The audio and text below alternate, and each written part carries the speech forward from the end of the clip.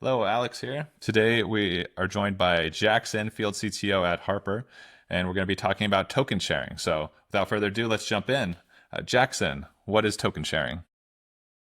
Token sharing is the process by which you are an authenticated user with your content portal. So that could be a content owner like HBO Max or any other big service to which you subscribe. You log in there, you validate that you have an account, you begin to play back that media, and that media comes with a token that can be reused to get the next segment and the next segment. Posting that token online, on a Reddit thread or somewhere else, people can then jump on and use that token to share in your stream. And token sharing is the process of seeing one token delivering, tens or hundreds or thousands of streams globally, and it represents a very real challenge for content owners. So, think about the scale of this. Like, how big of a problem is this? Well, through our channel partnership with Akamai, obviously we have a ton of insight into what media is being delivered, where the misalignments are in terms of what a token says you should be able to do, but how much bandwidth is actually shipping out across the network. And we've seen upwards of, in certain regions for live sports events, cricket specifically, but also football, we see upwards of 45% of traffic is actually repeat on a single token across multiple regions globally, usually shared on a message board somewhere. And that's petabytes of data. So not only are we talking about, potential loss of revenue because I don't have to pay to subscribe, but we're talking about a tremendous amount of network transfer too. So that affects everybody in the chain and the quality of, the end user experience for everybody, irrespective of if your tokens have been copied and shared. So, are they saying these as like intentional token sharing schemes, or is this more of like a token theft kind of thing happening? The bulk of it are intentional token sharing screens. So one person subscribes, they then post that to a URL that has a player. You can watch on that player, but what they've done is they've surrounded that player page with their own ads. So they are monetizing the content by wrapping around that player.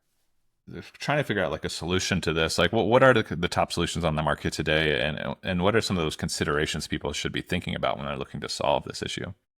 Obviously, content owners have a very real incentive to limit this, and they leverage CDNs to deliver their content. So a lot of the pressure comes from content owners onto those CDNs to solve this problem. Tell me when the token is being used twice, or in the case that perhaps my household is allowed 10 simultaneous streams, but I'm not allowed to stream outside of my house, do the comparisons necessary to determine if you're operating within your limits, find out where those limits are, find the things that are in excess of them, and then block them.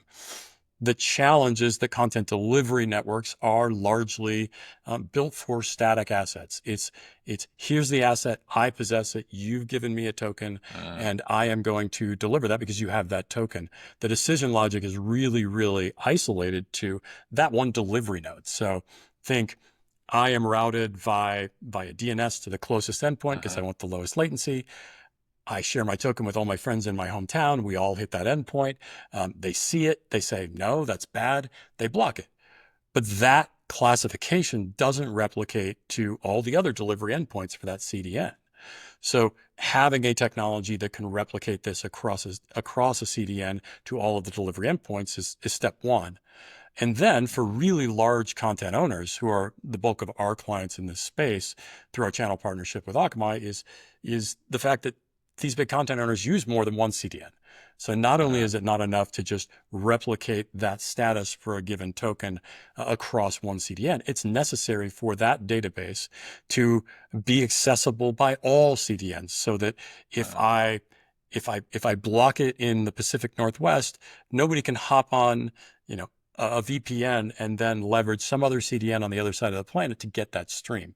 In fact, we've replicated that globally in 100 milliseconds, and that token is no longer going to be able to stream at all. Okay, so you're saying that in a sense, the solution really needs to be a layer before you really get to the CDN so that it could be kind of globally replicated across all CDNs that the content provider is using.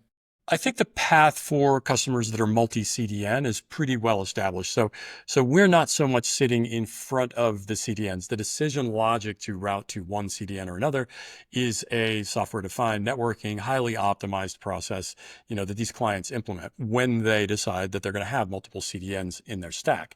However, before that next segment is delivered, asking that delivery server to call out and say, hey, I'm seeing this token. And this is kind of the request that came along with. Can you Uh, tell me yes or no? Should I deliver this next segment of media to this particular client? So we are talking a per segment level tool that says yes or no to every single request. And when you've got live sporting events where perhaps those segment lengths are 2 seconds, you can imagine that the response time for that request needs to be, 10 milliseconds, 15 milliseconds, because you don't want to get in the way of delivering that next piece of content. So a lot of times the default is we will fail open. We'll build in a timeout. If we can't get that answer right away, the next segment's on us. But by the time we recover, we're going to start asking that question again, and we're going to lock it down. wow, so this has the ability to like kind of interrupt midstream if it sees that token is used across multiple providers or within the same CDN. Is that Absolutely. And one of the okay? unique approaches we've taken with our friends at Akamai is we're not just necessarily going to shut the thread down.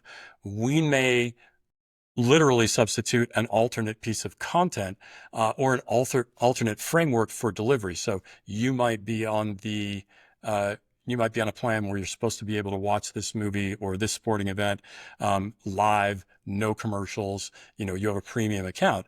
We detect that you are sharing a token. You may get a very ad-supported version of this program. You may get Uh, content that continues to stream, but is massively delayed. You may get a piece of content that is completely different and actually calls you out for bad behavior. It's really, really flexible as to what content owners can substitute once we have that per segment delivery logic. Interesting. So let's say I'm a provider of content here, and I want to stand up a solution like this to really protect the assets, the videos that I'm streaming. What's the process for me to get started here? How long does it take me to set up this system to make sure that all these tokens are valid and not being reused?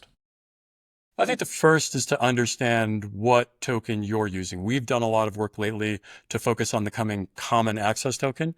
I think that that is a major step toward all CDNs and all content providers trying to standardize the format of that authorization, payload that lets me make a decision as to whether or not you get that next segment. Obviously, we are a flexible platform. We are not a point solution. This is just one of the many components that runs on the Harper platform. So we can always customize it to look at standard JWTs if it's not a common access token, or off header credentials or an account ID in the URL. So we can be very, very flexible in terms of how we approach that request and that validation of a token, whether it's signed or it's just some URL value. We can be flexible in that. And then we really want to determine what are the rules, right? What are the rules you want to put around simultaneous streams, around a single IP address? And then third is we very much crawl, walk, and run. So the initial interaction is we set this up, we connect your CDNs to this API endpoint, we start telling you yes or no. But Uh-huh. for the first few months, for the first few weeks, until you're confident, we tell everybody yes, but we are collecting all of those requests. We are doing recommendations on tokens.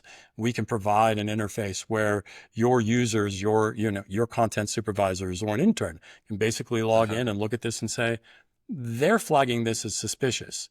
There's a button there that says ban this token. Let me dive in. Let me see.